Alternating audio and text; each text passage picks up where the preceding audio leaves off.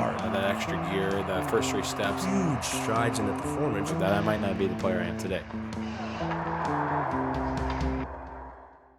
All right, welcome to another episode of Behind the Gear. And today we have the pleasure of sitting with Mike Stubbs, which after this podcast, this might be our last podcast because you got a good set of pipes. This is what you do for a living.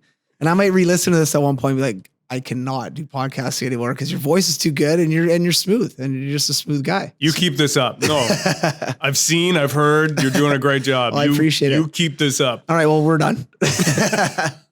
No, it's great. I really appreciate you coming in. And obviously got to know you a little bit over the years with the Knights and being involved with them. But, if people walk down the street and hear the radio or hear a Knights broadcast, I mean, you are basically the voice of the London Knights. I mean, at the end of the day, the goals that are called, the highlight reels, all that kind of stuff, which is kind of cool. What's it like for you? I mean, and we'll get into your background a little bit, but right now, I mean, kind of I'm sure people just hear you talk sometimes and like, do you like that your voice is just familiar, for anybody in London that listens to games for sure. I wake up pretty lucky, you know, to consider that can be a job, to consider you work for that organization, to consider I work for Chorus Radio and that organization. Yeah, I wake up pretty lucky, but my son and I were bringing an old TV that had worn out into a recycling depot on Manning Drive. Yeah. And I pulled up and immediately after asking where you put TVs, I had somebody say, "Hey, go Knights, go." And so that kind of stuff does happen. You have to usually talk a little bit. Radio allows you to keep hidden.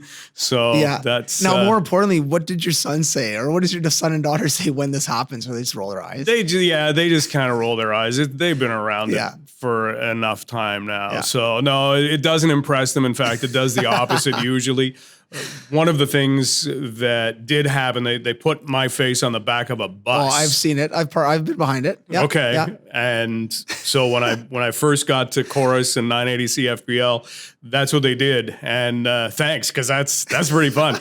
But my son has a video of him basically chatting with the bus as we drive along. So that's good. They'll have fun with it. Yeah. And he does some stuff. He mixes music and he does things like that. But overall, it's not something that they get too excited about. No, not anymore, right? So going back kind of to your background, where's home for you? If someone came up to you and said, "Hey, where you from?" It'd be London. Okay. Born in London. Moved away when I was 3. Not my choice. Right, obviously. My dad worked for the government, and the government job popped up in Hawkesbury, Ontario. So we moved to a place called Van Cleek Hill.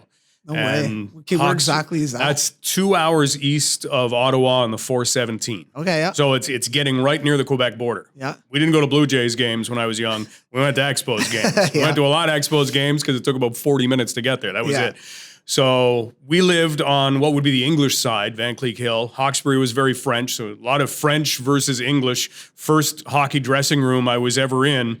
The coach walks in, we're about 5-6 years old, and he basically said, "We're going to go and kill those guys because they're French." He used more colorful language than that, but there was a lot of French versus English. So but back then, I mean, you could talk, you could smack kids around, you could hit them. You could do a lot of things. A little different, yeah. Oh yeah. We were fired up to get out on the ice at 5. We were terrible. I think we won 1 game all year, but I think they waxed us about 6-1. So whatever he was thinking of with that speech didn't work out. No. But grew up until I was 9. In the Hawkesbury, Van Cleek Hill area, and then ended up moving to the other side of Ottawa to a place called Carleton Place in Smiths Falls, which is about 50K west of Ottawa. Yeah, some good junior hockey there. A bunch of boys from around here go down there. Oh, yeah. Oh, they've built a great team. Jason Clark, who I actually went to school with, is the head coach and GM, and he's done a really, really good job with that program.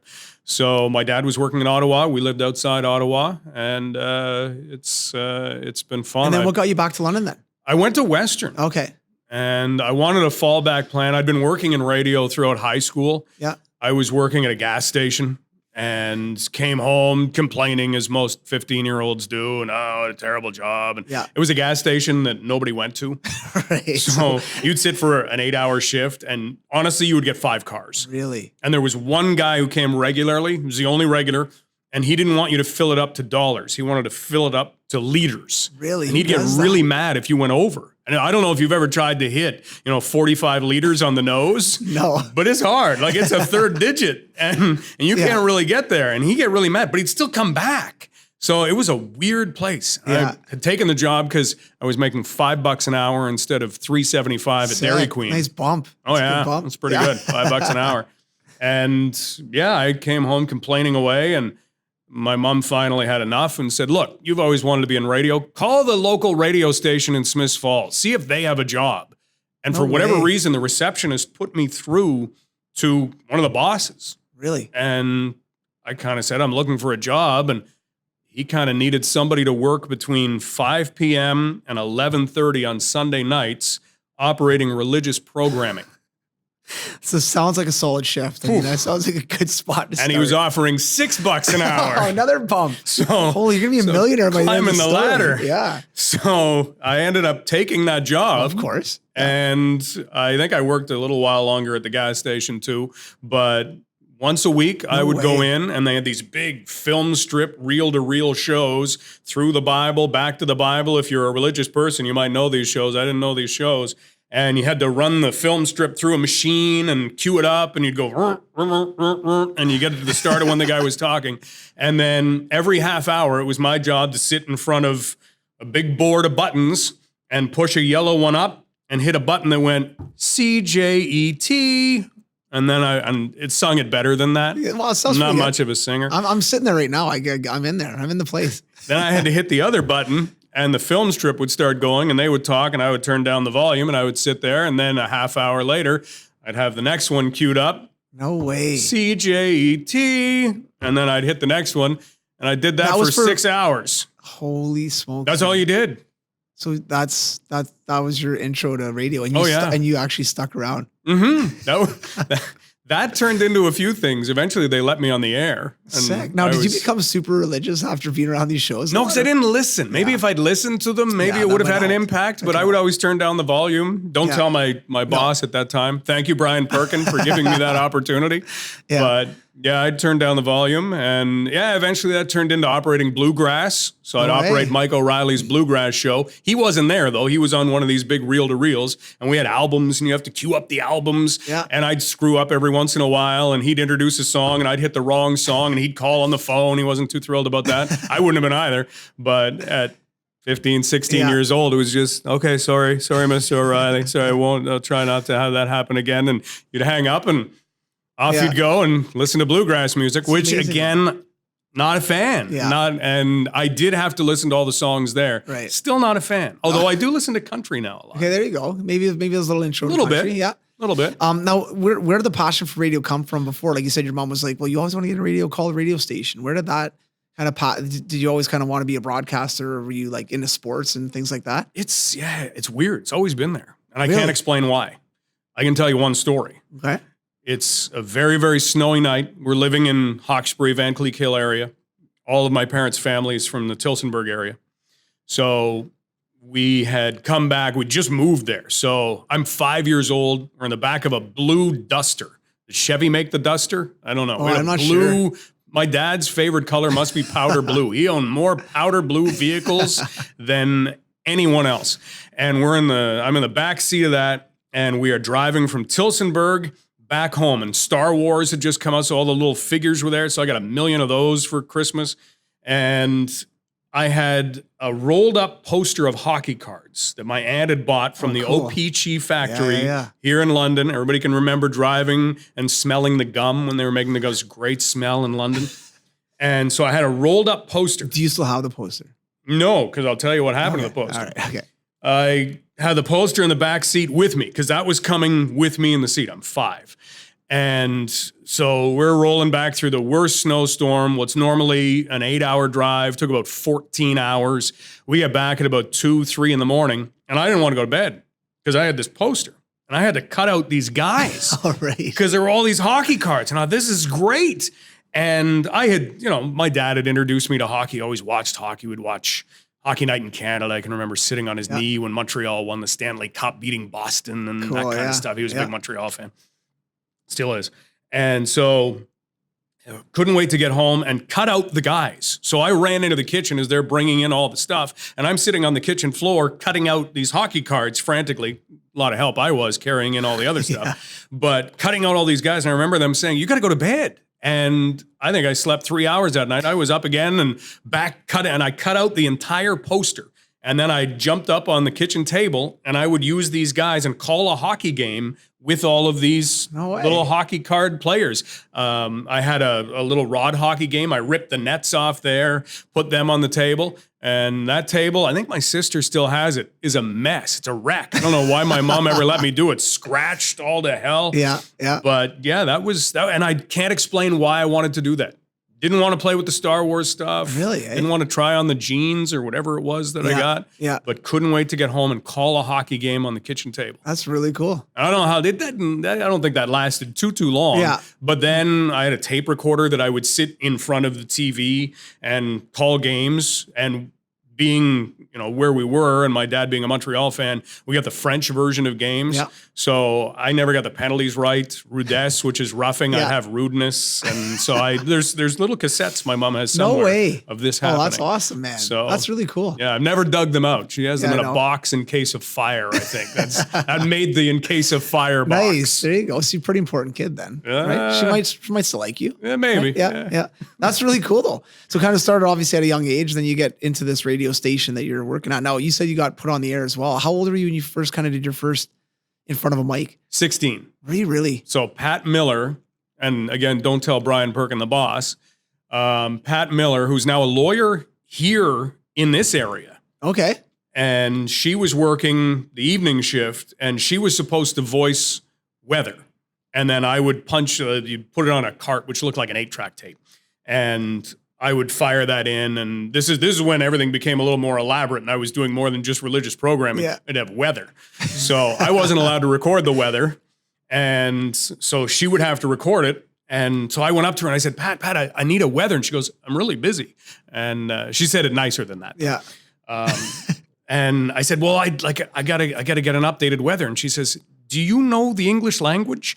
And I said, yeah, I think so. She says, do you have the weather forecast in your hand? I was holding this yellow piece of paper with the weather typed out on it. And she said, could you hit a button and record that into a microphone? I said, yeah. She goes, well, then why don't you just do that? And I said, well, they haven't let me on the air. She said, well, it'll be fine. Just do it. So I did it. No way. And from there, I went in for some voice air checks and things like that. And eventually they allowed me to do the call-in show on Saturday nights. And the first song I remember playing was by Susan Jacks. Something about a butterfly. I don't even remember what it was now, but something about a butterfly. People would call in and request songs. And would you talk? Like, would you have dialogue? Because how old were you then? 16, 17? 16. So would you have Scared. dialogue? Yeah, for sure. Scared. So when you think back or look back, or even you may even have some of these on recording, but what was your presence on the air like? Awful. Because you know what? From the time I was 16 until maybe even now, I was always trying to sound older. Because I was always too young. I didn't want people to know. Yeah. Eventually I got into doing overnights the summer. I think I was 17 turning 18. So I was still in high school. And I got doing overnights on a country station.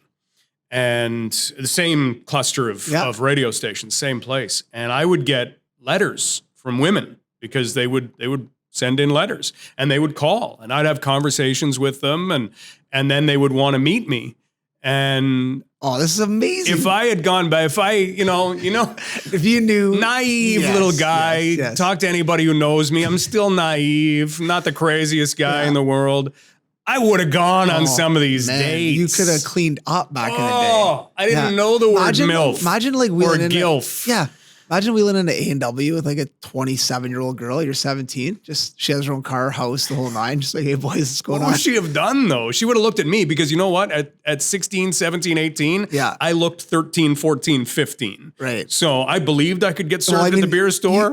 No chance. You look like you're 25 right now. And what are you, like 72 or something? Yeah, like that? I'm 76 next week. Yeah, about that.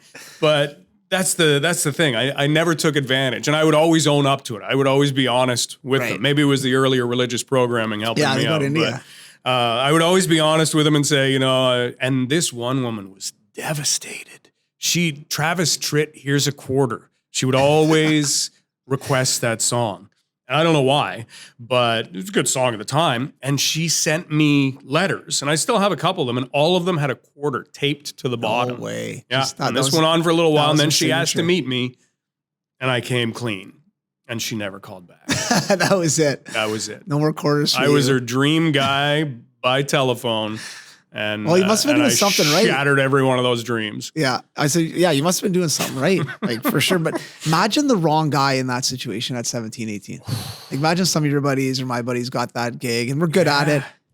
There's a thing called the 10,000 watt club. Okay. It's kind of like the 30,000 No mile way. club. Really? Tell me a little bit about that. Yeah. Well, that was bringing was it. somebody into the studio late at night. Yeah. So I could see a person in that situation For sure. being a full-fledged member of the 10,000 watt club and having good stories to tell on podcasts later in life. Yeah, I turned them all down, man. I'm sorry. I got nothing for you. That's all right. That's all right. I learned something today. The 10,000 watt club is amazing. That sounds awesome, actually. That's great. I'm still not a member. No? I've been in radio longer than I haven't been in radio in life, and I'm still not a member. But you know what, though? We've all taken a ton of flights, and a lot of us aren't part of the 30,000 club. So okay, that makes me feel fine. better. It's not a big, yeah, it's all right. So then moving on to that, so then obviously went to Western, right? Went to Western. And, yeah, Western was your goal to kind of stay in media, stay in kind of radio, and kind of keep moving. I that wanted way. to get something to back up, and it's weird because if the goal was just to stay in radio and move up, which if I'd done it now, I might have done it differently, maybe not, probably not. I spent a lot of money to go at Western and and it was a great experience. Loved the school. Yeah. My daughter's there now, still love the school. Yeah. But one of the things I'd looked into, and I don't know if I'd actually talked to my parents about this, was their radio station. And their radio station had won awards for best campus radio station in the country. Oh, okay. And I liked that. And I liked the fact that they did play-by-play of everything.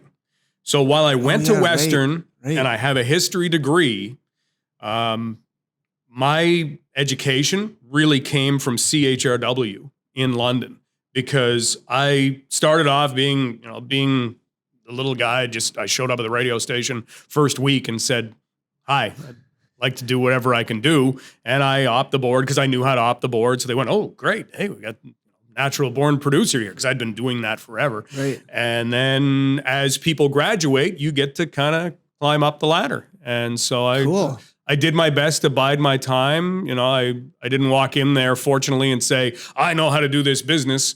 I don't know why I didn't, because I know, because you would have I had that attitude in other parts of my life. Did you really? Yeah. But yeah, I didn't walk in and say I deserve to do these games, because I'd been doing some cable games in Smiths Falls Bears. Okay, cool. And so you had a ton of experience though already leading into going to university, really, right? I did. Yeah. They offered me a job even before I left. Because They I guess offered me the other a news avenue, job. Oh, really? So Yeah. the other avenue for you would not even go to school and just Yeah. keep hammering radio and become. So I could have done that. Yeah. But for whatever reason, I didn't. Yeah. And I look back on that and say that was a bonus, because football, basketball, hockey. Right. Greg Brady was there at the same time. He now works at the Fan in Toronto. Yeah. And he's one of the most brilliant people I've ever worked with. I still think the two of us, and I don't know that there's a record for this, but the two of us were a part of the longest broadcast in Vanier Cup history.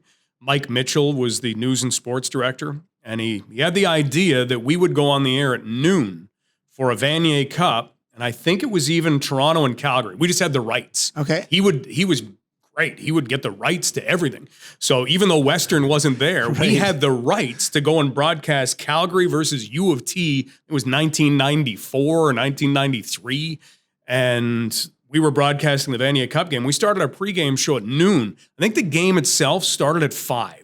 Jeez. So we did a longer pregame show. I don't even remember what we talked about. Yeah. We had Mike Williams, who was a receiver at Western. He was great. And but That's cool. Now, were you guys on site, or did you guys? yeah, cool. yeah, we were on site, and we'd That's do awesome. University Cup games and hockey. Western was a very good team, and they would usually be at that tournament.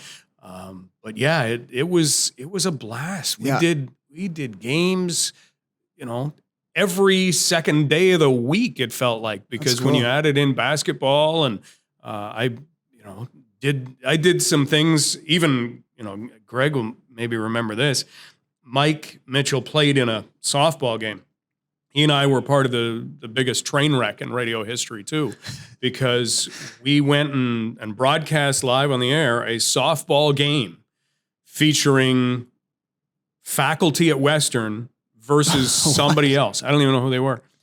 And somehow Greg and I just showed up, and it was rigged to go not just on the air, but through the loudspeakers at Labatt Park. And so we get there, we have no idea who the people are. Right. We have no idea what they're doing, why this game is happening. We just showed up to broadcast. I mean, you're university kids. You go from, be there at 4. Okay. And we just kind of showed up. We didn't know anything. We just kind of talked. We did kind of a talk show eventually because you couldn't broadcast again. We tried for a while, and you'd get people looking back at you from the plate going, what are these guys talking? That's not even my name. Right. I think we were making stuff up. I interviewed a guy named Master Pan once, and Master Pan. Tell me he's a rapper. No, he was a kung fu expert. Really? And he had these massive calluses on his knuckles because one hand was silk and the other hand was iron. And he used to carry around this little mini chalkboard and pound it. And he would hit this thing with his knuckles. And he seemed to think that our interview was on TV or video. This is way, way before. You didn't have cool setups where you could put things on YouTube. Right. YouTube wasn't there.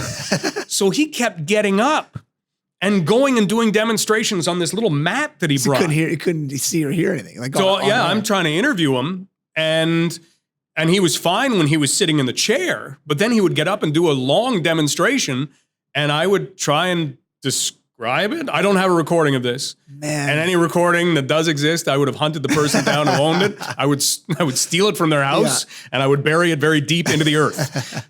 But there were a lot of great, but all of those things, being able to do that, now you get to a point where nothing much phases. No, you could bounce with anything. So if things go really wrong, no problem. Yeah. I was on the air during the blackout in 2003. That was some of the coolest stuff ever. Because I had just gone on the air. I had a show that started at 4:00, and I had just gone on the air, and all of a sudden the phone started ringing. And somebody said, hey, the lights are out at Southdale and Commissioners. Southdale and Warncliffe. And then the lights are out at Wellington and Commissioners. And the lights, and we're going, well, what's going on here? A lot of lights out. And then there was a monitor in the control room, and you looked up, and whatever news channel we were watching kind of showed a picture of the Eastern Seaboard and how it was, there was nothing there saying, this is the blackout area. And we went, oh, something big's happening here. So we were on the air that night, I don't know, till you couldn't be on the air anymore. And then you're on the air the next day. And I really realized the power of radio, especially then. Whether it still exists to this point, I think it still does. But I always say... Could you still broadcast during that blackout? Yeah, because we were on generators. So we were good. So anybody with a radio with batteries or anything, or phone, or whatever they had back then could listen, right? Well, we were it. Yeah, right. TV was gone. Yeah. Internet did exist then, but it was gone. Yeah. So we were it. I always call radio, we're the cockroaches of the earth. If you work in radio, you're a fellow cockroach. It's going to take a lot to kill us. Yeah. And so far, so good. Yeah. Because everybody's been predicting the demise of radio since the 70s. Yeah. But you had people who would call in, and they would be looking for ice. They would have meat in their freezer. So we just became this service. You weren't doing interviews with people. Right. Every once in a while, you'd have somebody on from, London Police Service, or you'd have somebody on who, knew a little bit about what was going on. Hydro was very good. London Hydro was very good. But you'd have people calling in and saying, I need this. And one of the coolest calls that we got, and I'm hoping I'm putting this together right, but cell phones weren't what they were. Right.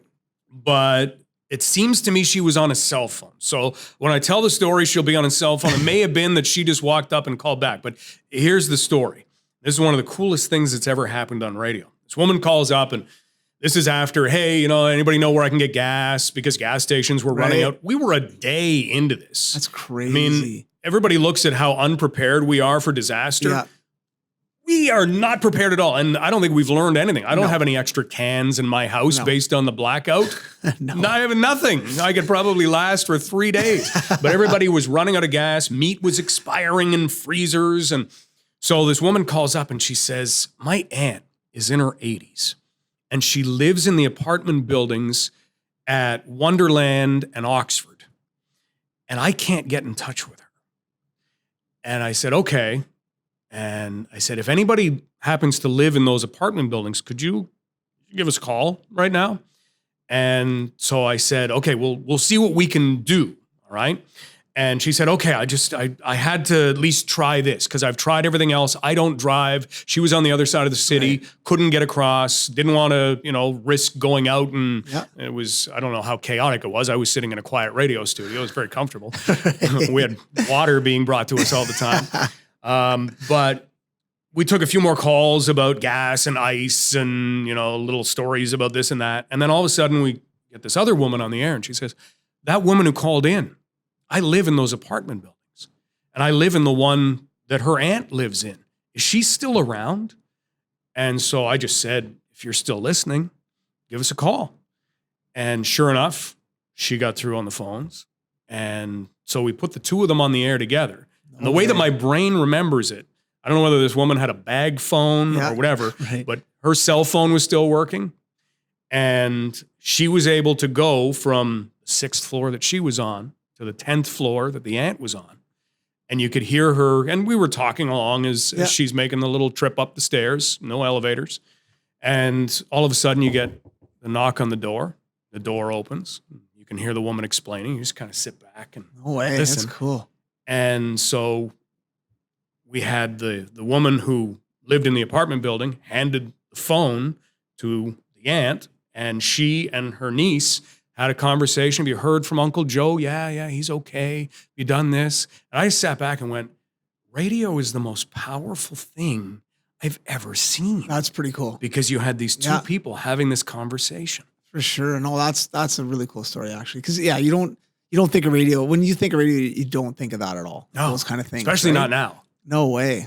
No. But if everything goes away, it will still be there. You'll still be able to turn on your car, which will still have some battery power. Right. There are still those wind-up camping radios. You might want to have one of those. Yeah. Eat your can of beans. Yeah, it's so true though, right? Because even we talked before we got on the air about podcasting and different things like that, and that's all gone if you don't have power, right? Realistically, right? And the way that the radio stations are set up, probably from years and years and years ago, but was that right that they could still run if something went wrong? Which is crazy, man. But yeah, that's even away from all the hockey and all the sports. That's some of the stuff that has taken me to where I am, and it's been a fun ride. Well, I want to touch back, like one thing that stands out to me right now, and I don't know you crazy well, but I know you pretty well, and I've heard obviously tons of things about you, but is when you first went to Western, like a lot of times when young, and I'm kind of relating this back to hockey, but you go in as a young stud going to your first college team or your junior team, and you some guys come in with that swagger and I'm here to be the best player on this team. For you coming into a situation with that broadcast room and the radio station on campus, like you were probably had more experience than anybody in there, but the way you are coming in kind of humble and I'll pay my dues a little bit and work your way up the ladder, I think says a lot about you, but also where you are in your career now. And obviously that's helped along the way, because had you come in there with your elbows up and, hey, I'm the guy, I know more about this than you guys do. I've already broadcasted. I want to broadcast a football game, and probably could have been able to do it. Probably would have pissed a lot of people off and probably would have been a harder run for you. Right. But I think that's kind of a testament to where you started and to where you are now, obviously. Right. And the other thing is when we talk to young guys and girls about playing hockey and even, now I'm sure you see it with your kids expect to be done university and make $100,000. Yeah. It's where's that $100,000 coming from? And I think your story is really cool because you were in the trenches, man. Like when you think of radio or what you do now for a living, you were in the trenches. Like you were in the gym, you were mucking it out, doing the radio show, like doing the religious stuff and things like that. Like that to me is important because, everyone looks at Mike Stubbs on the back of a bus and they're like, oh man, look at him. He's, but if you peel back the layers, like that didn't happen because he liked radio and knew how to work a microphone and a mixer board. Like there's a lot of years of grinding it out to get to where your face is on the back of a bus. I don't think you can ever stop grinding. No. And I mean, you're a great example too. Yeah. And you have that and you tell that to kids, which is great. You can't stop grinding. Like everybody thinks, oh, you hit a status. No. I've seen so many people in this business and I'm fully prepared for my day when it's over. Yeah. And you know what? It's been so much fun. Yeah. It's been so great. And if they let me do this for a lot longer, fantastic. If a day comes where somebody else has to take whatever jobs I have, sure. I mean, I'll accept that because that's just the way it is. And I always, tell my wife, when I get washed up on the beach, I'll just hopefully pick myself up, walk up the rest of the beach and see what's up there and see what happens to be next.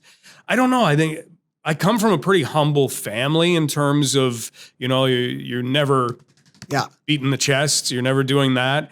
My dad was a very hard worker and would get up very early in the morning and drive all the way into Ottawa. And when he wasn't home, he was kind of a wannabe outdoorsman farmer. Okay. In those days. Right, yeah, so we raised chickens. I hated every minute of it. I am outdoors. No, I wanted to be on the tape recorder broadcasting the French hockey games. That's what I wanted to be doing. Yeah. And so that at least there were we had to go and carry logs, and I would bitch and complain about it, but I'd still do it. Yeah. And so there was that aspect. And I think if you went back to that day when I walked into CHRW, I think shock had a lot to do with it because I'd come from, what you would call a professional private owned radio station. Yeah. And I walked into the UCC and I knew what room I was going to. And it was downstairs in those days. It was the old studios. And I walked downstairs. And I think if you had talked to me walking down those halls, I was ready to take over the place. Right. And I'm going to go in, I'm going to do this. And then I opened the door and I didn't know if I was in a radio station, to tell you the truth. There were a couple people sitting around. Nothing was really organized. A bunch of boxes here and there. Really? It's a little studio off to the side with these knobs. I'd never seen knobs. I'd always had, push pots. Right. So I kind of walked in and went, am I in the right place? And there were some really good people working there. Yeah. And, and you could see instantly this was their job, and they had earned their place. And, I'm the oldest in my family, so I've never had an older sibling, but I always will take people who are older or higher up than me, and I always kind of defer to them. And in some cases, it's a weakness. Sure. In other cases, That's a good point, worked out. And so there were third and fourth year people there. I was a little frosh. Yeah. I ended up deferring to them. And they were some really good people, some who I'm still in touch with today. Cool. Dave Woody was one of them. A guy named Tim Rigby was another one. And so they were great in that, they took on that big brother role almost. And I kind of let it happen and realized, okay, these guys do this now. I want to do it one day. And I didn't mind telling them that. And they would say, yeah, that's going to come. Don't worry. Cool. Yeah. And it did. And then going back to Mike Mitchell, I owe him so much. And I've told him this before, but we were driving along one day. I don't know. We'd gone to Guelph for a Western Mustang Guelph Griffin game. And he said, I've got to make a choice here. Because there was a talk show called From the Cheap Seats, and it was done at the Orr House.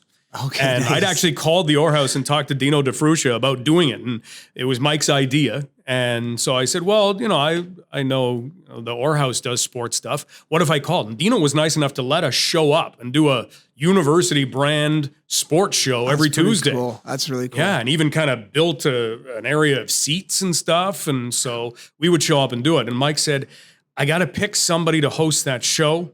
And I got to pick somebody to do play-by-play more full-time for the Mustangs, because he wanted it to have more of a professional vibe where it was not just one person doing it, or not just a bunch of people doing it. It was one person doing it. Yeah. And I told him right away, I want to do the play-by-play. That wasn't even a question. He allowed that to happen. He could have asked other people, and they could have said, well, I want to do the play-by-play. He let me have it. Cool. And then there was another night that we were driving along, because we didn't ride the team bus very often. And we were in the middle of nowhere, probably on the 401 or the 403. And he said, you know what would make you a better broadcaster? When you're doing a game, it's not about who has the puck. It's about where the puck is. Location, location, location. If you want to be good, that's what people need to listen for on the air. And he'd do color for the games, but he'd been listening to me. And right there, something clicked. That's a great point. And one of the best compliments I can ever be paid is, you make it feel like I'm there. Yeah. I can picture the game. That's thanks to him. That's not my own coconut pulling that one off. That's thanks to him pointing that out. Otherwise, I'd still be doing it wrong. Well, you might have figured it out eventually, but maybe a little longer. But it is true. Like, I mean, I've seen you MC, sporting events and charity golf tournaments, and obviously listening a ton on the air. And you're a good storyteller. Like, even if it's small story or big story, like you do, like I was joking earlier, like I'm there, I'm sitting in the booth right now. I get it, but you're good. Like, it is good. And you do the same thing on the air in games, and I didn't bring you in here to fluff you up. So, but no, I'll leave if you want to talk, because I'm not very good at having the fluff. No, I know you're squirming a little bit right now. I love it. No, but it is cool. Like, and we were talking before just about like adding those little tidbits about a player, like, players from Sault Ste. Marie or whatever that is. And just little things on the fly. And there's times where I'm like, shit, I don't even know how obviously I don't know how he knows this, but the fact that you slipped it in a play that's like a 2-on-1 and Johnny's got the puck from the Sioux, it's like, what? Like, it's kind of cool. And location, I think, is huge. That's something that I think a lot of people listening to games don't think about, right? You just kind of listen to the game. But when you do get that location stuff, you're like, okay, it makes the game so much better to listen to. Because there are some broadcasts I've listened to over the years of games, NHL even, just they're terrible. Like, it's hard to follow. It's or even things, and I've noticed this a little bit of just listening to myself on here a little bit, but those annoying or pauses or likes. You don't do that. You sound like a professional I appreciate broadcaster. it, but no, and because you approach it the way you approach everything else. How do I get better? Well, 100%. And I think teaching, I think on the ice a lot, right? So I would get annoyed if a coach would say like across. That's not a word. Or they would say like a lot, or they would swear a lot. Like as a young guy, I'd get annoyed by that. So I know when I started teaching a lot, I was super annoying. I'm sure I had a lot of stuff that I'd always say, but I try to take that out of my vocab. I'm sure you went through it too, where you try to take stuff out of your vocabulary where I don't want to say that because I say it all the time. And, but it's a work in progress, I'm sure, and that's the one thing I think for myself as a professional, you as a professional, like I'm not done learning. Like I always want to get better, and I think that's something that's going to hopefully drive, you to better things and hopefully me to better things kind of as we keep moving through, but it's really cool though to see just how you've kind of made hockey your thing. I know you do a lot more than just hockey. Don't get me wrong. Cause it's my first love though. Yeah. And I mean, you can tell like, I've, like I said, I'm listening to you for a long time, but I'll listen to you sometimes at like 6 a.m. and then you're doing the Knights game at night. I'm like, holy man. I don't even know yet this time. I'm like, does this guy sleep? Like, he's in the radio station first thing in the morning and covering for somebody or helping out. And then he's doing the Knights game until probably 11 or 12 by the time you're done wrapping everything up. And like, geez, and then I got to know him. I'm like, okay, he just loves it. Like he just loves what he does, which is, and I mean, how nice is it to get up in the morning when you enjoy what you do? Not every day is awesome, but you probably enjoy most days, right? Yeah, you do. Like I said at the beginning, I wake up lucky. My wife is so supportive in helping me. Which is huge, right? When we first met, she said, if you can get me to listen to a hockey game on the radio, and she grew up in a sports-based family, her brother played hockey, played football, her dad, massive sports fan. Yeah. He would listen to me.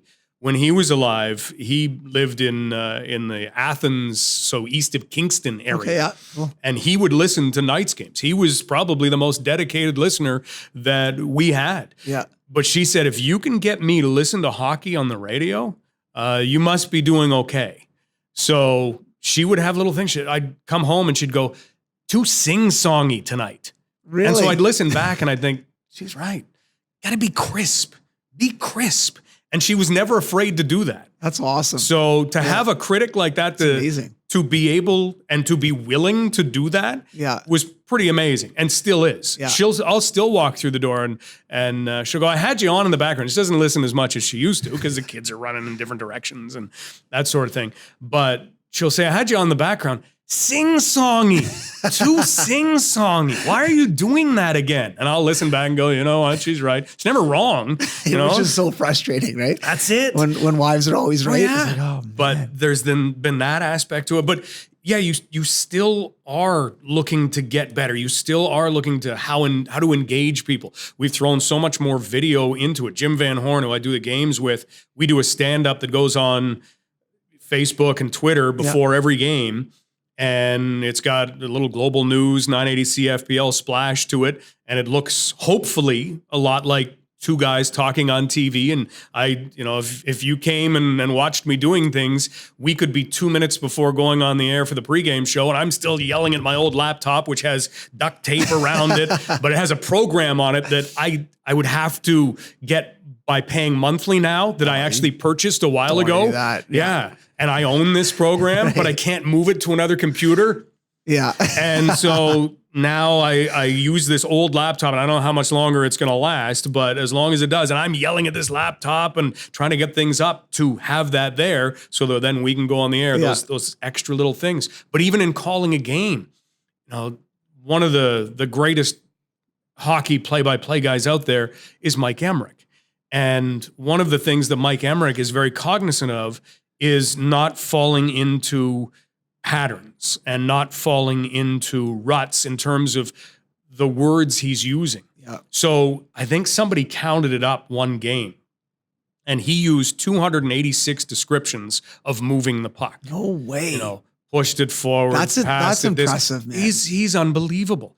And so you'll hear that in your head. If I say dumped it in, and then on the next, rush up the ice, there's another dumped in, or even 6 rushes later, I'll say that, I already used that. Right. And you'll try and at least make variety out of that. Dale Hunter has a good buddy, and I only know him by his nickname. Dale's friends all have the best nicknames. He's got a friend, Paul Bolton. They call him Nuts and Bolts. That's just a great nickname. He's got another buddy. His nickname's White Beans, because that's what his family grew. Going up, they grew white beans. Total farmer nickname. So it's fantastic.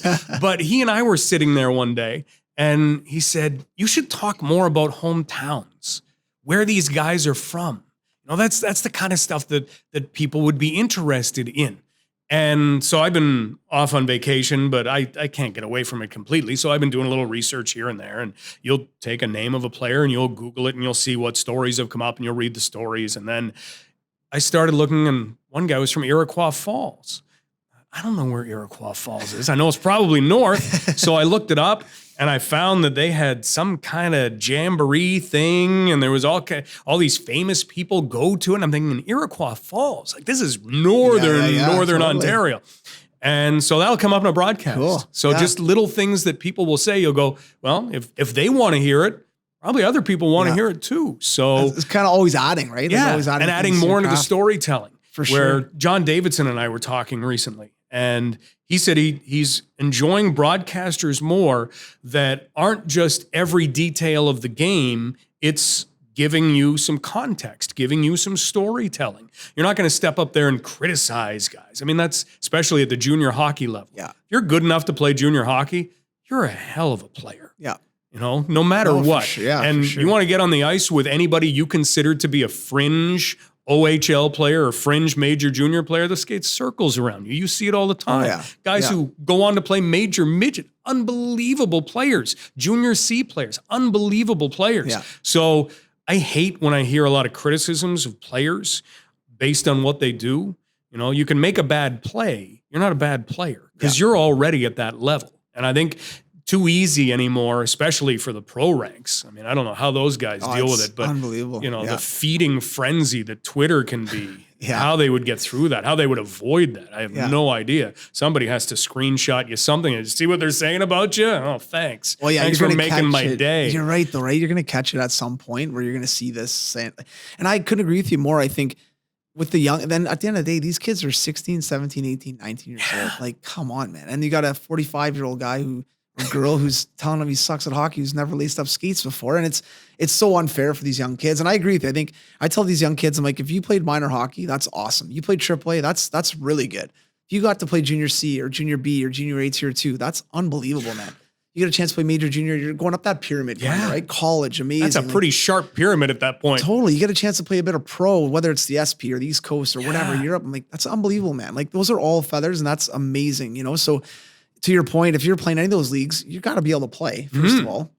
So you're not terrible, but the scrutiny of these guys and the NHL level, to your point, even behind the scenes from scouts and everybody, it's just, if a kid can't pick, not playing well, he's terrible. He sucks. Yeah. He's making $5 million a year and he sucks. Like, what? Get him out of there. Right. It's crazy. Yeah, it's insane.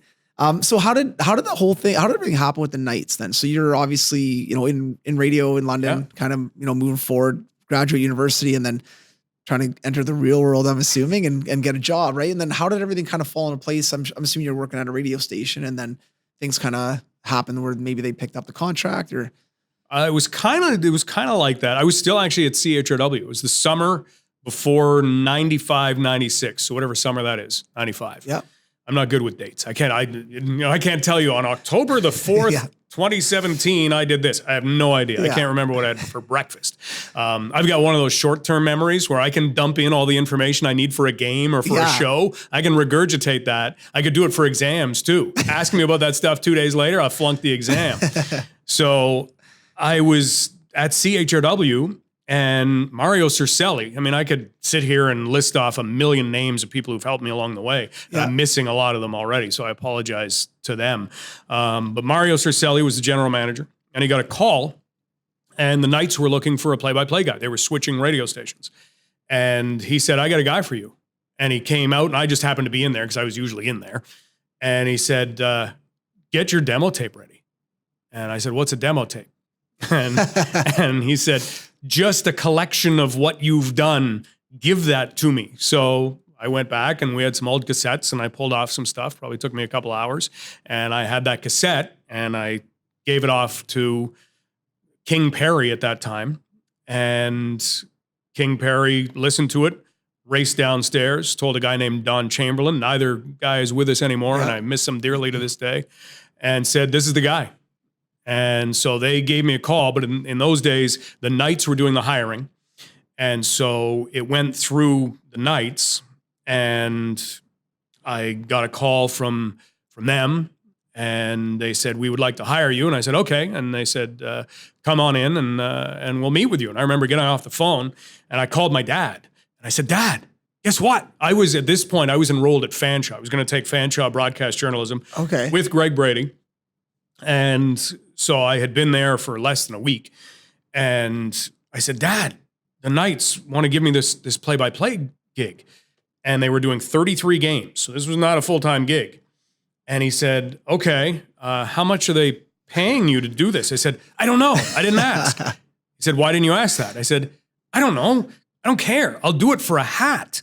And that's kind of the attitude that I had. So they offered me $70 a game. And being the great negotiator I was, I said, I'll take it.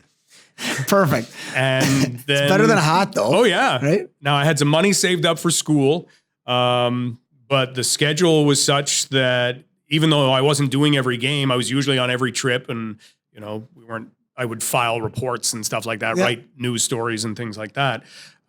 So for the first few months, things were a little lean. For sure. Yeah. That's crazy. I can remember running out of money probably in December, but because I had told my dad, I'm doing this job. And, thinking back, why didn't I get a job in a bar? Why didn't I, I don't know. I don't have I was going to practice. I was living the life. I just wasn't being paid for it. And so I ran out of money probably in December, and I ate peach jam sandwiches for 2 weeks. Sounds amazing. But that's what you had to do. That's all I had left. Peach jam sandwiches. And I don't know how old the jam was, and water. And that was, and media room food, Friday nights. Oh man, that was buffet. Boy, I was sticking stuff in my pockets. Any leftovers, I'll take those. I'll throw those out for you in the back seat of my car. And so I made it through that, and I ended up getting a part-time job in the new year, and then drove the cruiser in the summer, and did a couple other things, and kind of wove my way in, and eventually did news, and that's awesome. And so eventually, did you end up getting hired on by the radio station? Eventually got hired on by the radio station, making a much better salary, doing morning news.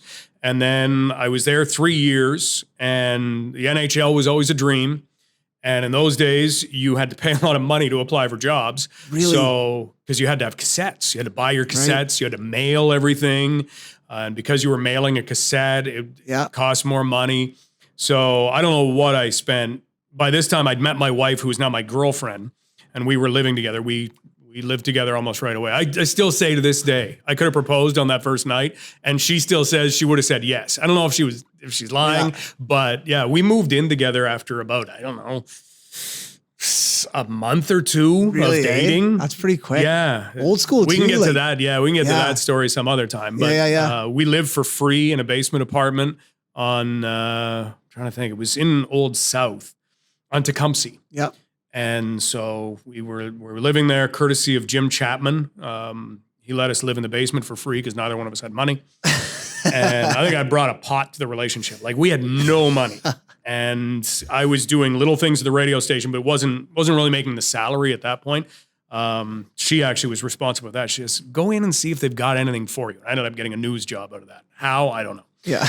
But my goal was to get to the NHL. So whatever spending money, we didn't travel that summer, I used to send out tapes. And I sent out 80 cassette tapes. No way. And I got some cool responses back. Lou Lamoriello, because you'll get form letters back Right. a lot of times. Yeah. Lou Lamoriello actually wrote a letter that I know was real, and he signed it. And that was just the coolest thing. I've never actually talked to him about it. But he signed it, and it was, it was one of the few. So out of those 80 tapes, there was one job, and Victor Carnero, who is now a scout with the Toronto Maple Leafs, he was working for the London Knights at that point, I think as an intern. And he said, there's this job in Calgary for a sports show. You should apply for it. And so after all these, form letters and stuff had come back, and I really wasn't getting anywhere, I applied for this sports show, but I didn't send them any of my sports highlights. I sent them my play-by-play demo because by then I had a decent play-by-play demo. And I didn't want the sports show job. I wanted them to hear my play-by-play, hoping that maybe they'd go, oh, this guy's pretty good. We'll keep him in mind. Just same thing I was doing. They called and they said, yeah, you sent a play-by-play demo for a sports show. Do you have anything else? You're not applying for the right job here, but you sound okay. So do you have anything else? So I sent them a whole bunch of stuff and ended up getting that job, not on the sports show. They took the guy who was hosting Flames games, Jock Wilson, and they moved him into the sports show. And they had an opening for Flames pregame and postgame host. And so I got that job. And I remember telling my wife very early on in our relationship, if I ever stop doing play-by-play, hit me with something because I don't want to stop. Just that was whatever, kind of always your passion, right? Yeah. Whatever's handy, just pick it up. Give me a good whack across the head. I'll come to my senses, hopefully, and I'll keep doing what I'm doing. So we're driving across the country to Calgary from London, Ontario, with a bunch of plants and 2 cats in a Pontiac Sunfire, which doesn't have a lot of room. No. So we had pushed down the back seats, no kids at that point. There was a cat box behind each seat. There are plants, rising. I think there was a plant beside the brake pedal, but, it wasn't the safest drive, but we were going to Calgary. And we're between Brandon and Regina. And by then we'd driven, Ontario takes a long time to get through. That's a 2-day trek. Yeah. So we're through there. And we're between Brandon, Manitoba, and Regina, which is one of the quietest drives that this country offers. Few free-range cattle, right, and the sun. Nothing, right? Yeah. That's pretty much what you're going to see. And if it's cloudy, just take away the sun. You get the free-range cattle. And we talked for a bit, and she was quiet. All of a sudden, she looks over at me, and Kirsta says, should I hit you over the head with one of these plants or one of the cat boxes? I'm driving. And I said, what are you talking about? And she says, you realize you're not going to do play-by-play for the Calgary Flames. That's not the job you've accepted. And I said, yeah, I know, but maybe someday. She said, no, there's no indication. And by then I'd done some research, and a guy named Peter Marr did the Calgary Flames. Phenomenal guy. Yeah. I got to know him, learned so much from him in 2 years. And I went, no, she goes, you're not even a good host. Like you're not very good at what, like we were listening to tapes of what it was. And she says, these guys are having a blast. You're not good at that. You're not the guy in the bar telling the jokes. That's not you. Yeah. And just giving it to you straight. Yeah. And she did. And she always has. And I went, yeah, I know, but maybe. She goes, no, there's no maybe. Stop with the maybe stuff. But I went out there, and Calgary was amazing. met a lot of great people. Ultimately, the decision came down to family more than anything. She was pregnant, and we were living in Calgary. And we said, okay, we can set up a family here, which I'm sorry to the people who hired me for the job. That was one of the reasons they gave me the job. We were a young family, and they were hoping we'd set up roots and be there for a long, long time. And after 2 years, we came to a decision: do we want every family vacation to be flying back home, or do we want to get a little closer to home and we can drive instead? And of the pros, and we wrote out, I remember that we had this round table living in a place called Brentwood, not the Brentwood that became famous for other reasons, Right. but Brentwood right beside Nose Hill Park. It's a great spot. We didn't make enough money or have enough money to get into the housing market, and it was starting to boom. Yeah. So that was in the cons list. Right. And we had a lot of pros, but the cons, they were written kind of in heavy. capital letters. Yeah. They were heavy. Yeah. And so we made the decision to try and go back home. And so I called, my boss, and just at that time, and this is a weird coincidence, Mark and Dale Hunter were starting to investigate buying an OHL team. Oh, cool. Yeah. And it ended up being the London Knights. And they were looking for a play-by-play guy, whatever. I don't even know what had happened, but they were looking for a play-by-play guy. And, my name had come up in conversations, and it just so happened that year, the NHL draft was in Calgary, and Dale Hunter they were there. Yeah, Dale Hunter had just recently retired from being a player and was working with the Washington Capitals in their scouting department. Right. And we ran into each other. And so I was able to talk, and I still remember this. And I've never actually talked to Dale or Mark about this. I've never even told this story before. But one of the most embarrassing things, I don't know why I don't know how I walked out of this particular meeting and actually they said, okay, that's our guy. Okay. Yeah. Because I had driven there, and I'm very cognizant if I'm driving, I won't drink at all. Like, I won't even have a sip. You can have a beer. Sure. Yeah. And I live downtown, and where we were meeting was downtown at that point. And so, it would have been very easy for me to walk home. They were sitting around a table it was Mark, it was Dale, it was a few other people, and they were all having a beer.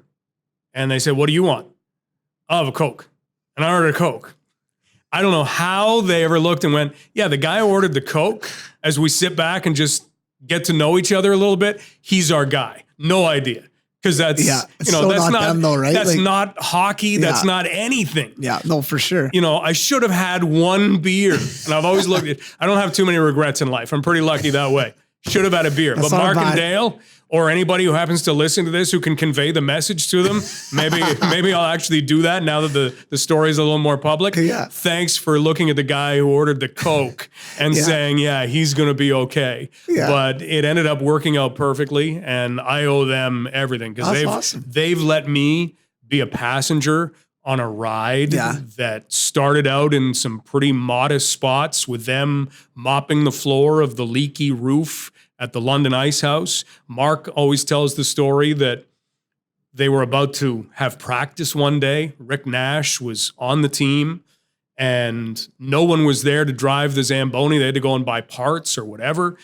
And Mark actually got on the Zamboni, the ice resurfacer, and drove it around, and can remember looking into the cutway and seeing the face of Rick Nash watching his general manager flood the ice so that his team can practice. Yeah. But that's the kind of guys they are. Whatever needs to be done gets done, and gets done well. And it's been a ride. It's pretty cool that you got a chance to see the start of it all, because now everyone looks at the London Knights and how good they are, but they were not always that good, obviously. No, they inherited what I think is worse than an expansion team. Yeah, it was like bad. they really did. Yeah. Because the outgoing ownership group, and they handled it as any outgoing ownership group would, wanted to make the playoffs to get the extra gates. They knew they were selling the team. They didn't make any trades looking forward. And in junior hockey, if you don't do that, you're in trouble. Yeah. And so they held on to all of their prized possessions, who then graduated, and Mark and Dale inherited a team that they basically had to look at other teams And guys that didn't make those teams became London Knights just to fill out the roster. Yeah, it's crazy. And the weirdest thing about it is, even with that, that team made the playoffs. It's just insane, right?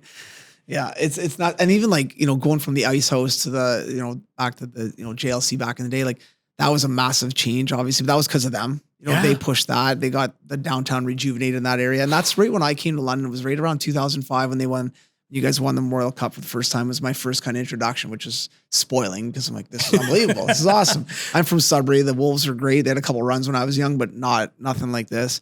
But even like the way they took the team, the way they did. Now, if I'm out talking to somebody that's not from London, they're like, oh, the Knights are so good, but they have a lot of money. They always have fans. That's why they're so good. I'm like, no, it's because they work hard. And I was just talking to Mark about this the other day. We did testing with the Knights, but how many other OHL teams bring their guys in 3 times, 4 times throughout the summer to test them, just to make sure that they're on point, that the young guys are getting the philosophy, getting the culture that they're trying to create, and we were joking about it. We're like, this is annoying for everybody. Like all the staff, like my staff, his staff, I'm like, got to come here on a Saturday. It's beautiful outside. Like, but I said, the message you're sending to these young guys is good. It's the right message. No one else is doing this. So, but they're always kind of ahead of the curve. And they're 2 guys that work, if you go down to the office at 8 o'clock in the morning or 7 o'clock in the morning, there's Dylan, Steady, and, usually Dale down there cutting video, doing stuff. You call Mark during combine or during harvest season, he's on the combine. There's still, so those are the things where when you peel it back again, like they're successful because they work hard. There's, that's all they know. Right. And it's very, very impressive. And I'm sure like if radio goes tits up and things change a little bit for you, you can have a sick book of just the stuff that you've seen on road trips and just like being around, right? Because I haven't been around nearly as much as you, but I learn stuff all the time when I'm around them. Just little things I pick up or little things I see. And there's constant entertainment as well, which is always nice, right? There is that, but the things that I've learned, Dale Hunter reads people better than anyone I've ever met and knows how to get the most out of people better than anyone I've ever met. Mark has this eye for players. You'll see a guy, you'll realize how hard it is to be a scout, how hard it is to be a GM when you watch Mark make an acquisition. And you may have seen that guy play 10 games and he's a good player, but then you watch him play every day and you see the little things that he does and the things that Mark will see instantly. He'll know instantly about that guy. Yeah. And the system that they have, they're very open about it. If you want the blueprint to how the London Knights are made, they'll show it to you. They'll probably meet with you and help you out. Yeah. They got a lot of help when they were first breaking in to the OHL as an ownership and management group. And, they look at that and they're very grateful for that. So they'll show you. Good luck. Yeah. Good luck following that blueprint because it does take that. It takes being in there at 7 a.m. It takes putting on thousands and thousands of kilometers. It takes lines of communications with players who maybe will never play for you. Yeah. And yet they're willing to do that. This guy may never be a London Knight, but we really think highly of him. We're going to at least show him, here's what we have to offer. Yeah. And if he decides to go in a different direction, we wish him the best of luck. Yeah. But if he does come in, they're going to give him everything they've got. Yeah, no, totally. And I think that's one of the biggest things is the whole vibe around the London Knights is professional. Like it's, but when you actually pull the curtains down, it's blue collar, it's fun. It's, what I mean? Like it's great. And the one thing that I really respect about Mark as well is obviously he's a good businessman, and same with Dale. They're great. They're very different personalities, obviously the two of them, right? But they'll say right away if they made a mistake. You know what? I missed that guy. Because I've heard him say before, like, you know what? We missed that one. Yeah. He was a good player. We didn't think highly of him at the time. And so I think that's important too, right? Where they see some mistakes they made along the way, probably, change the course a little bit, or maybe, hey, next time we see something like that, we're gonna, maybe jump on it a little bit. But that's their learning process. Yeah, exactly. And it keeps them hungry. Yeah. And if you're able, like, how humble do you have to be in order to admit your own mistakes? And they're not afraid to do that. Yeah. And they're not afraid to do it publicly, and they're not afraid to keep themselves accountable. This is not just, okay, everybody who works for us has to be accountable and we don't because we own the place. They're probably the most accountable out of anybody. And it makes everybody else the same way. Yeah. Oh, for sure. And like that work ethic and just the way they are, it keeps people on check too. Like you feel almost guilty if you're not there on time or if you're not there early or if you don't do a good job. Yeah. You want to do a good job because you see how hard they work. Yeah. And if they're willing to do that and that's what they're doing on their side, then you better put in what it takes to do your job well, whatever that is. Yeah. And that comes from their dad. Dick Hunter that's kind of the way their family is operated. And it operates like a family. And I think that's part of the success too. It doesn't operate just like a business. You can have all the business minds in the world saying, here's what you have to do and this and that. No, make it like a family. Make everybody accountable to each other. Yeah. And that's kind of the way it goes. Yeah. Well, even, up until probably the last couple of years, but Dickie used to be on all the road trips. He used to be in the locker room after games, like still kind of, like you said, part of that family. And even, if you walk down to the London Knights coaching room, win, loss, doesn't matter. There's 10, 15 buddies down there saying, hey, popping in. Yeah. Hey, how's it going? Like it is pretty cool. I've been in a lot of locker rooms, like, after games and you don't see that. That's not normal. Again, it's kind of outside the box, right? But that's just how they have it. And people come in and say hi, say hey to the boys and come and hang out. And so it does create that culture from the top down, and then also you don't want to get the wrath of Mark when he's pissed off and moving through the locker room. You just want to make sure you avoid that by doing a bad job. Because I've seen him go up and down a couple of players. It's definitely like, we were joking about it the one day about the Ruperts. So Matt and Ryan Rupert, twins, played here. They were awesome. They were kind of their style of player, just play hard. And I love the way they play. And I think they really had a good shot of playing. They liked other things as much as they liked hockey sometimes, which is fine. They'll tell you the same thing. Like maybe they didn't work as hard as they should have at times. But I remember, they lived at Dale's house just because Dale liked them. They were good kids and, and you probably keep an eye on them a little bit too. But I remember we were joking about it. Like we did testing the one time and they came in a lot of shape and Mark just went at them. And those boys could take it. Like they were old. They were awesome. They were old school boys, and you just see them like Mark leaves and just look at each other. All right, let's go. Like, all right, we got to be better. Okay. And just kind of walked away, but you can see, Mark and Dale going through that when they were kids and they were doing something dumb. And I'm sure Dickie come down on them and you see Mark and Dale look at each other like, all right. Because got to be better, got to be better and just kind of take it. Right. And I love the old school. Like I really do. And I think, you see it, I'm sure when you meet a lot of these new players, how different it's coming, right? Right. The style of player when you first started in the league to now. It's totally different. Or at least what impacts the game. But Matt and Ryan Rupert managed to do it. They're part of something that maybe a lot of people don't know a lot about. If you think back to 2012, when the Knights won the OHL championship, made it to the Memorial Cup final. Mark was coaching that year. Dale was in Washington. Yeah. And after the first game against Niagara was this stacked team. They had 12 NHL draft picks. Dougie Hamilton was kind of their leader. Yeah, they were amazing. Yeah. And the Knights were pretty young. And the Niagara Ice Dogs came in and won game one in double overtime. Dougie Hamilton did a somersault at center ice, celebrating. And they did the video session the next day. And I can remember this video session. And Mark showed them a few things. The video sessions are never all that long. These guys just seem to know exactly what to do and when to do it. But it just showed the understanding that it takes to be a champion. And Mark and Dale both have that. And Mark pointed out a couple things that the guys needed to do, and we're going to change this up, we're going to do this. And then he showed one thing, and it was Dougie Hamilton. He said, watch Dougie Hamilton. He is so good, he doesn't pass the puck D to D because he doesn't have to. He's the catalyst for everything. So when he has the puck, he's bringing it up the ice, and he's going to make a play, and that's going to happen. And he had picked that out. I have no idea. Like, these are the kind of things that they see.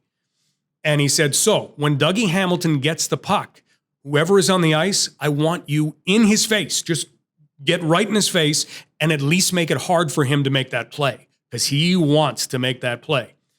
Matt and Ryan Rupert were that guy. They were in his face all the time. Yeah. And he iced the puck quite a bit throughout the rest of that playoff series. The Knights won 4 straight games and won the championship. And I really think that little tiny adjustment that you would think, that's not going to matter. You know, they weren't touching Dougie Hamilton. They weren't going after Dougie Hamilton. They were simply taking away his space, but they knew, okay, when he gets the puck, I'm going. Yeah. So they had that. So they, it wasn't make the decision. It was see Dougie Hamilton has the puck, I'm going. And with that, they limited what he did and they won the OHL championship. Yeah.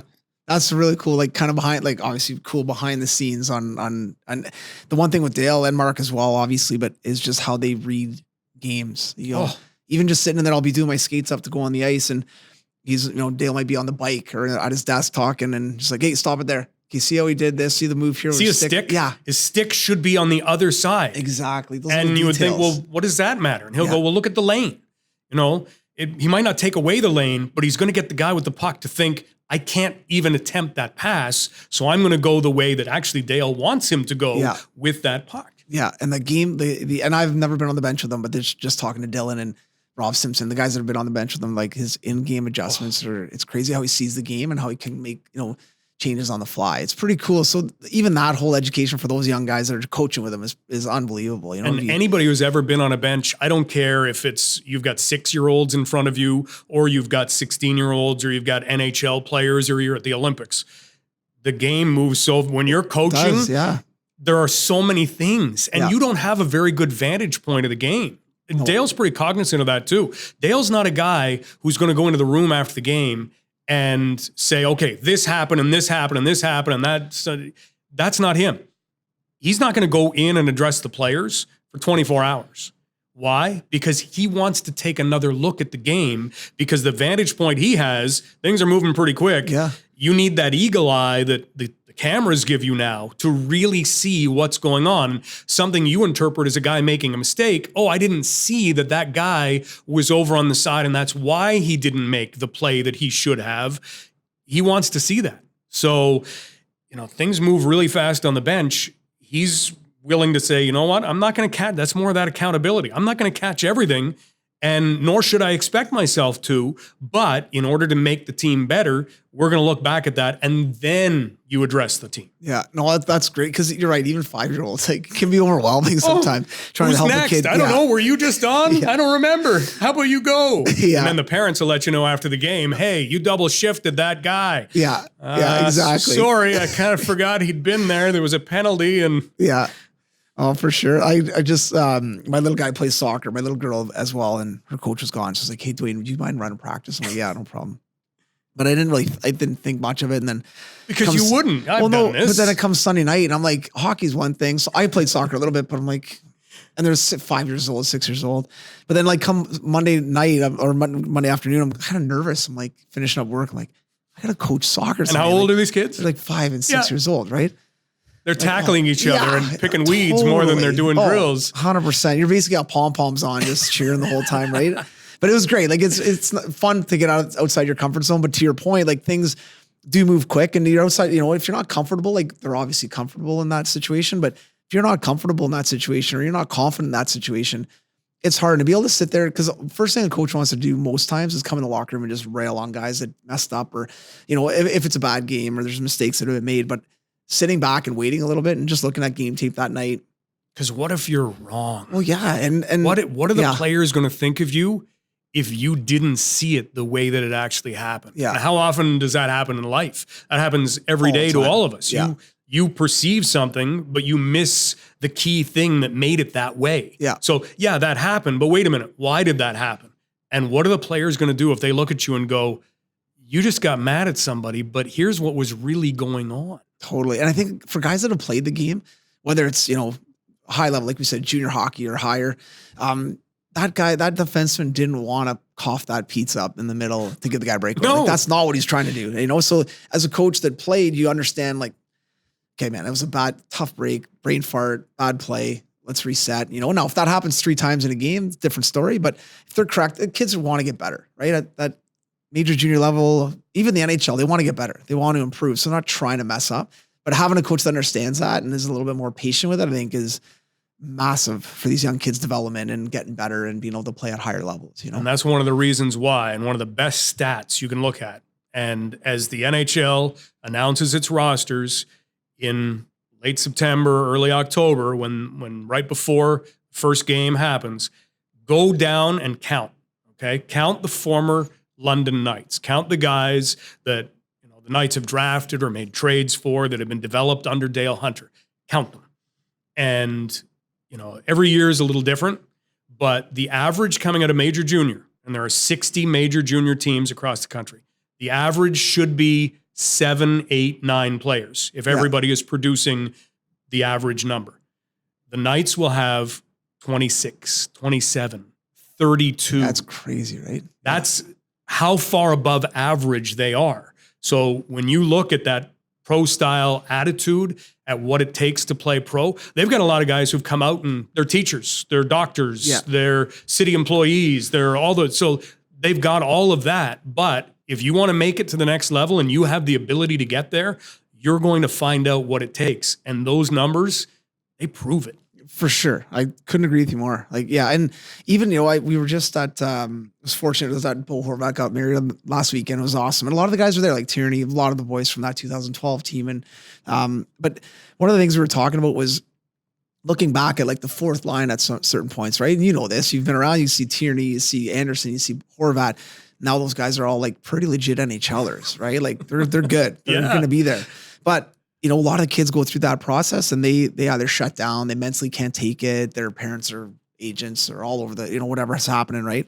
Those are examples of kids that went through but believed in the process, didn't like it, didn't like being on the fourth line when they thought they should have been, and that's fine. Like that's life, but they bought into the process and then you saw them through their whole career. So those 3 years that they played there, 4 years, some of them, they were the first line guys, they were captains, they went through that process and got better and now obviously are making millions of dollars to play the game that they love, right? And that's one of the things that anybody coming in, it's so difficult an adjustment sometimes because of the way that the Knights are built.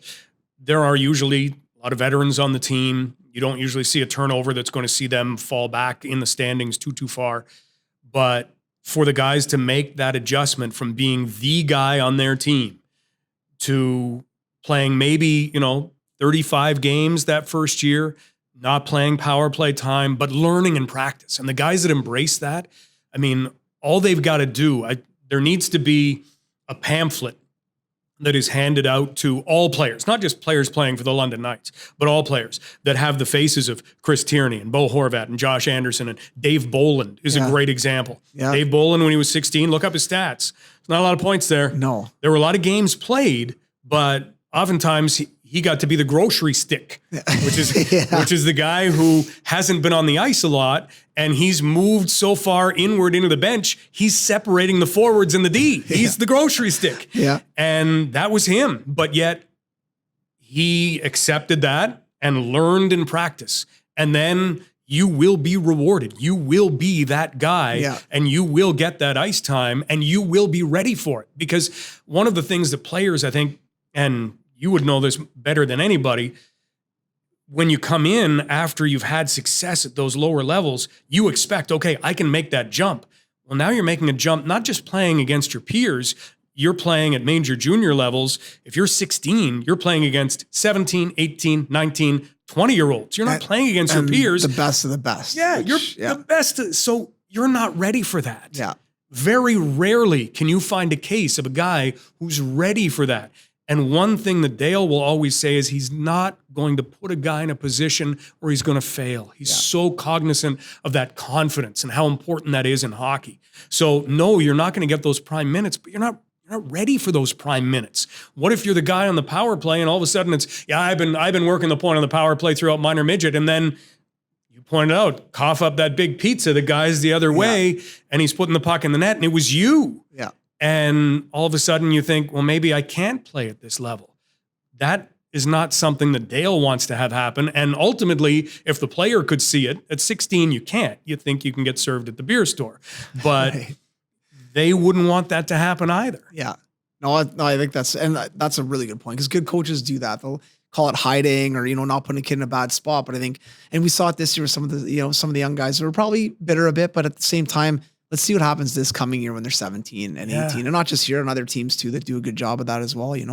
I could talk to you all day, man. Because I know you've got so many stories and so many good, things. But I don't want to do this again. Then we've done all the boring stuff of how I got to where I was. And now we can just do stories. I want to do a couple just quick rapid fire on on the Knights. Okay, obviously been around them for so long. But who's kind of or what was the best team, London Knights team, that you've been around? Because every year you're around them all the time, from bus trips to what.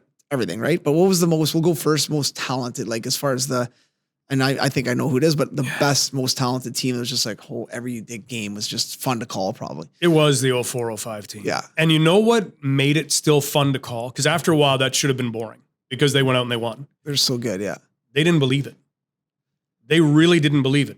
And whether this is Dale or the leadership group, I believe it's a combination. Yeah. They didn't believe they were going to win. I can remember the moment, I think, when they realized it, and it was the coolest feeling. It was the OHL finals. And this wasn't that they were going to win the Memorial Cup. Right. The London Knights had never won an OHL championship. So we're in Ottawa. Knights had split the first 2 games with the 67s. Went to Ottawa, won game 3, won game 4. And with the game being pretty tight, we were chartering back. So we're on the bus to go to the airport, and they were up 3-1. And I think right then they realized we can beat these guys. Like they'd beaten them pretty handily in Ottawa. I think it was 3-1 and 4-1 or something, but in the playoffs, that's huge. that was all you needed. That was 2-3 goals. So they knew they were going home to win. And you could sense just this, this relief. You know, people have been telling them that they were the best team that they'd ever seen. They didn't let themselves believe it. Yeah. But right then they went, you know what? We're going to go home and win. And then Dylan Hunter tells this the best. But they get to the Memorial Cup, and it wasn't like, okay, now we've won the OHL. Bring them on. We'll beat anybody. It wasn't like that.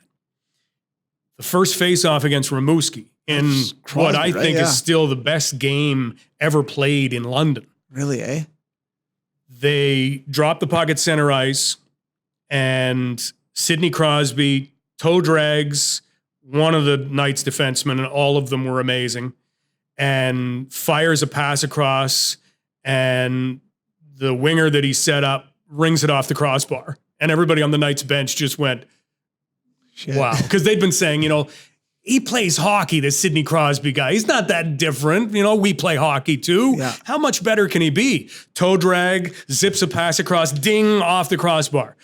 And they all looked at each other and went, we're in for something. And at the end of the first period, they were down 3-1. And they battled back and they won that game in overtime. Mark Mathot had 2 goals in that game. And I've talked to Mark about that game. Amazing, and he said, I have no idea what came over me, but I'm sure glad it did. Yeah. That's awesome. What was it like when you first saw Crosby? Because I mean, obviously being in London, probably maybe you'd seen him, but probably not a lot. And then seeing him come in and playing, like, was it what you thought it was going to be? Was it kind of It was seeing how he could make players better. You always hear that. Yeah. I've never seen a guy at the junior level exemplify that more. Now, you know, I could pick out guys. Corey Perry made guys better, you know, all those things. But I remember Sidney Crosby coming in across the blue line, and somebody sent a pass across to him, and he was along the right wing boards. He was just inside the blue line.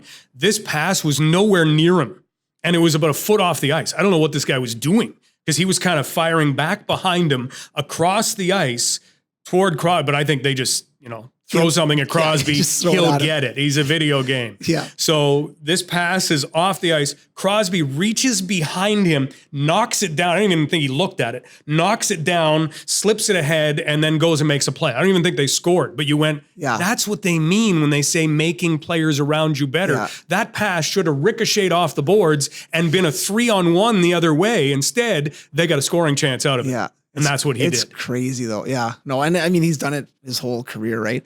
I was listening to a podcast. We were talking about how we both enjoy listening to podcasts, but Maxon Talbot was on it talking about Crosby and Malkin, and he really spoke highly of Malkin and Crosby, but it was really interesting. He said Malkin was the most talented player he's ever played with, and Crosby was the most skilled. And I never thought about it this way. Really? He's like, Malkin is a player that can not skate all summer, jump on the ice, and be one of the best guys at camp. Right. And then Crosby's a guy who needs reps and he's a skill. All right. After he said it, I was like, that makes so much sense. And you're just looking at players in just even those 2 simple buckets, but some players have talent. You know, I think about Fox. Like Fox is a guy who come back after the summer, jump on the ice, and he was good. Like he hardly did anything and he was good. You know, he's just a talented guy, natural talent. And then you had other guys that were just like even a Kachuk. Like he worked at it. He tried to get better every day. Like, you know, he had some talent, don't get me wrong, but so it's interesting to see that comparison, but looking at a guy like Crosby, like he didn't bat the puck out of the air because he's never got that pass before. He's worked on stuff like that somewhere. Like, he'd seen it. Nothing surprised him, and he made sure.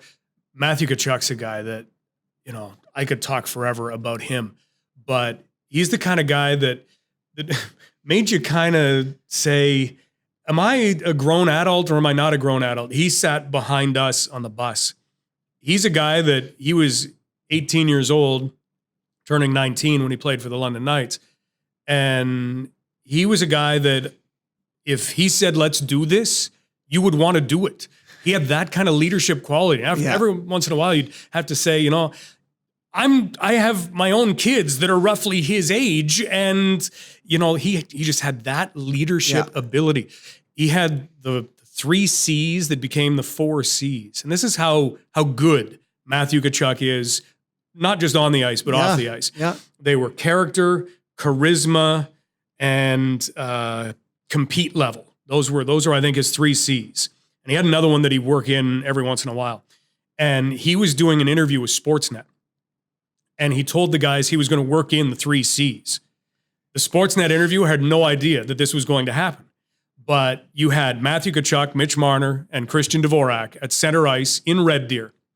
And you had the interviewer, I think it was Jeff Merrick, and you had almost the entire team around the circle at center ice watching this thing happen. And Chucky worked in he might have worked in the 4th C. I can't even remember what that was, but he worked in all 3 C's. That's awesome. And at the end of the interview, which was only about 10 minutes long, and Mitch Marner and Christian Dvorak did talk, you had the guys going crazy. And I don't think the Sportsnet guys realized what it was that he had just done, but that's the kind of stuff that he could do. And they went there to win that Memorial Cup in 2016. And when you have leadership like him and Christian Dvorak, who's that silent leader, and the ability of Mitch Marner just to get things done, they weren't going to be stopped. It was close and it was hard. That's how hard that tournament is to win. Oh yeah. But it's a grind, man. They were going to find a way to do it. And how fitting is it that it was, Matthew Tkachuk that fired a puck that now they've said did go off Christian Dvorak and in. I think in the stat sheet it still says Matthew Tkachuk, but they've admitted it since then. Yeah. That's how but neither one of them wants credit for it. They just want the fact that they won. Yeah. That was one thing going to Matthew. Like I got to know him that summer when he decided to come here, and the big knock on was his skating, and it was rough, and it still is rough, but he worked his tail off, man, to get better at it. And even during the season, this happens like this year. Stranges was the guy who always called me to do extra stuff. He loved it. Hanmar, same thing. Like really good I can't kids. wait to see those guys. I'm pumped too. Yeah. It's going to be amazing, man. But Chuck was a guy who, he texted me, hey, Blazer, can you come skate? Can we jump on the ice on Monday morning? But what happened was 2, 3, 4 more guys would come out, which is awesome. Dvorak, all these guys like, hey, I want to skate. Like, perfect. You'd follow that guy. Totally. Even if you weren't skating on the ice, if you were jumping into a volcano, guys would do it. Yeah. Lemming style. They would just follow him. Well, if Chucky's going there, it's a good thing for us to do too. Yeah. Now, over your years, who's your favorite? And I know it's going to be hard because you got a lot of them, but kind of like favorite group or couple guys that were just like beauties that kind of, as far as it doesn't have to be skill set wise, could just be glue guys, kind of like Chucky was, or different guys like that. But anybody that stands out that was just a character guy or a fun guy or just a. He'd be one of those guys. Brandon Prust is a guy who's just that glue guy, and I love his story. And on the future podcast that we do, sorry I'm inviting myself back, but I'll tell 100%. Some Brandon Prust stories because there's some great ones that awesome. if you want to show to a young player, this is what it takes. Yeah. Here's the stuff that you could do, and you could be Brandon Prust one day. Totally. It's worth it. So, Danny Savret, just such a great leader. Really Corey Perry. Yeah. I mean, I could list off 600 guys. You've had I say you, but I mean, with your job and what you do and being such a part of that team, you've come across so many like legit NHL guys that have gone on to play. Markendale Hunter. Yeah. Right. That's why I say thank you for the ride. Yeah. Because I'm just sitting in a seat. Yeah. That's it. Yeah. They're the ones who find these guys, bring them in, but boy, is it fun to watch them night after night. It's amazing, man. Yeah. Well, listen, buddy, we are doing this again because this is awesome. And I really appreciate you coming by because it was something I've been had on my mind for a while. And then as soon as we got a chance to connect, we're all worked out. So mark me down. Thank you very much. Awesome, buddy. Thank you. Thank you. All right.